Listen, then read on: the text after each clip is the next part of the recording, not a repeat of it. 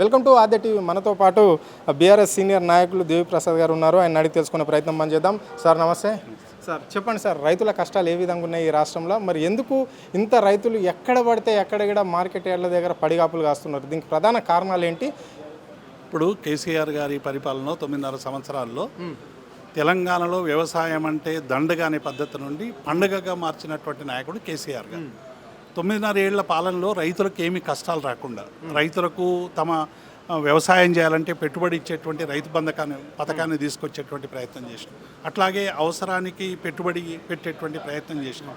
అట్లాగే రైతులకు యూరియా ఇచ్చేటువంటి పద్ధతి, 24 గంటల కరెంట్ ఇచ్చే పద్ధతి, నీళ్ళు ఇచ్చే పద్ధతి, అంటే రైతు కేంద్రీకరణగా జరిగినటువంటి 10 ఏళ్ల పాలనలో ఎన్నడూ కూడా రైతాంగం ఇట్లా అరిఘోష పెట్టలేదు తెలంగాణలో. ఇవాళ తెలంగాణ 9.5 సంవత్సరాల తర్వాత రేవంత్ రెడ్డి వచ్చిన ఈ 2.5 సంవత్సరాల్లో తెలంగాణ రైతులందరూ కూడా పంటలకు పోయి వ్యవసాయం చేసుకోవాలన్నా తుకాలు పోసుకోవాలి, నాలు పోసుకోవాలి, దున్నుకాలు చేయాలి, అన్ని పక్కకు పెట్టి ఇవాళ వచ్చి మార్కెట్ కమిటీలలో వెయిట్ చేసేటువంటి ఒక దుస్థితి నెలకొనడం అనేటువంటిది చాలా బాధాకరం.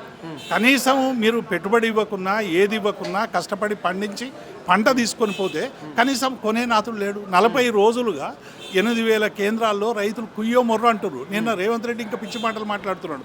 ఏదోనట మేమట పోయట ఫోటోలకు పోజులు ఇచ్చట బీఆర్ఎస్ నాయకులు ఫోటోలు దిగుతున్నారని చెప్తాను. నేను వాళ్ళకి చెప్తా ఉన్నా, మీరు ఫోటోలు దిగండి, ఇక్కడ ఒక్క వడ్ల గింజ కూడా లేదు, అన్ని కొన్నామని ఒక ఫోటో తీసి ఒక్క మార్కెట్ యార్డ్ పెట్టమని నేను డిమాండ్ చేస్తాను. కావాలనే బదలాం చేస్తున్నారు, ఏ రైతు కూడా చనిపోలేడు అని చెప్పేసి కూడా మంత్రి ఉత్తమ్ కుమార్ రెడ్డి స్పష్టంగా చెప్తున్నాడు. ఎక్కడ ఏ రైతు చనిపోలేడు, కావాలని బీఆర్ఎస్ నాయకులు చేస్తున్న బదలాం ఇది గవర్నమెంట్ పైన అని చెప్పేసి ఆరోపణలు. ఉత్తమ్ కుమార్ రెడ్డి 8 మంది ఎస్ఎల్బీసీలు చనిపోతేనే వాటి విషయమే బయట పెట్టలే ఇరిగేషన్ మినిస్టర్. ఈ రైతుల సంగతి ఆయనకేం తెలుసు?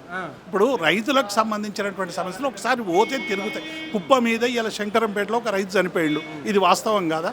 అనేక దగ్గర కూడా ఇట్లా ఏమైపోయిందంటే మా వడ్లు కొంటారో లేదో, మా పైసలు వస్తాయో లేదో, మొగులు దిక్కు చూస్తున్నాయో ఉరుములు మెరుపులు అవుతున్నాయి, ఎప్పుడు వర్షం వచ్చి మా పొలాలన్నీ తగలబడతాయో అని చెప్పి రైతులందరూ మానసిక వేదనతో గుండెపోటు వచ్చి కూడా చనిపోతున్నటువంటి సందర్భాలు ఉన్నాయి.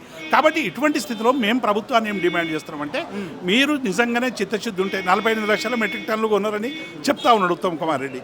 మేము ఏం డిమాండ్ చేస్తున్నామంటే, మీరు కనీసం 2 మార్కెట్లోనైనా ఒక్క మార్కెట్ యార్డ్లోనైనా మొత్తం మేము పంట అంతా కొన్నామని చెప్పి ఒక ఫోటో పెట్టమని నేను డిమాండ్ చేస్తాను. Right sir. ఇక్కడ రైతు ఇప్పుడు ఇది మే నెల, వచ్చేది జూన్, వర్షాలు స్టార్ట్ కావడం జరుగుతుంది. మరి ఏ నెల వరకు రైతులు ధాన్యము గోదాంలకు వస్తుంది? ఏ నెలలో కంప్లీట్ చేయవలసి ఉంటుంది? ప్రభుత్వం కొనుగోలు చేయవలసిన అవసరం ఉంటుంది. వ్యవసాయం మళ్ళీ దున్నుకాలు చేసుకొని పంటలు వండి మళ్ళీ పంటలు వేసే టైం మొదలైంది. కానీ ఈ టైం అంతా కూడా రైతుల్ని గోసబెట్టి రైతులందరూ నిర్వీర్యం అయిపోయారు. సద్దులు తెచ్చుకొని ఆడనే వండుకొని ఆడనే 10 రోజులకని బియ్యం తెచ్చుకుంటే నెల బియ్యం తెచ్చుకోవాల్సిన దుస్థితి ఏర్పడ్డది.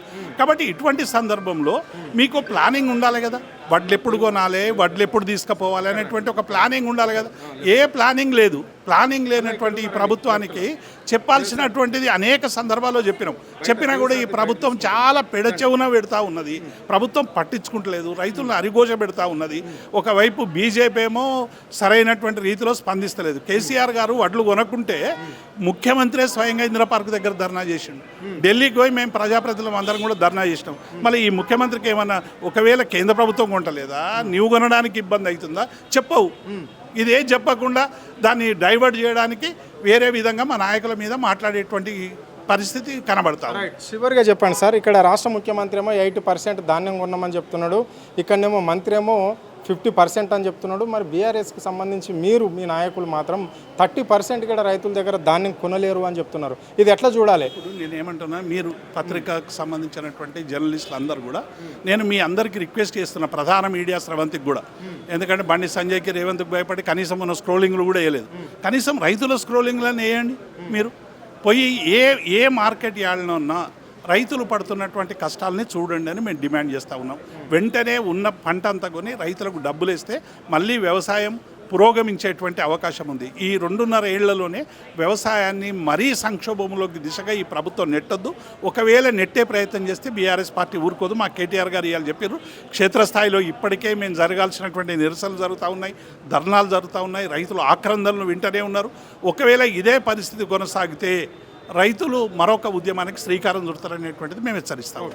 Thank you. ఇది పరిస్థితి. అంటే ఇక్కడ ఏ విషయంలో అయినా సరే కానీ రైతుల విషయమే కాదు, యావత్తు ప్రజల విషయంలో అండదండ బీఆర్ఎస్ పార్టీ ఉంది. ఇప్పుడు రైతుల విషయంలో కూడా మేమే అండదండ ఉంటాము అని చెప్పేసి కూడా వారు స్పష్టంగా చెప్పడం అనేది జరిగింది. ఇప్పటి వరకు కూడా ధాన్యం కొనవలసిన అవసరం ప్రభుత్వానికి ఎంతైనా ఉండే కానీ అన్ని తప్పులు లెక్కలే చెబుతుంది ప్రభుత్వం. ఇప్పటి వరకు కూడా రైతుల దగ్గర ధాన్యం కొనక అరగోసపడుతున్నారు.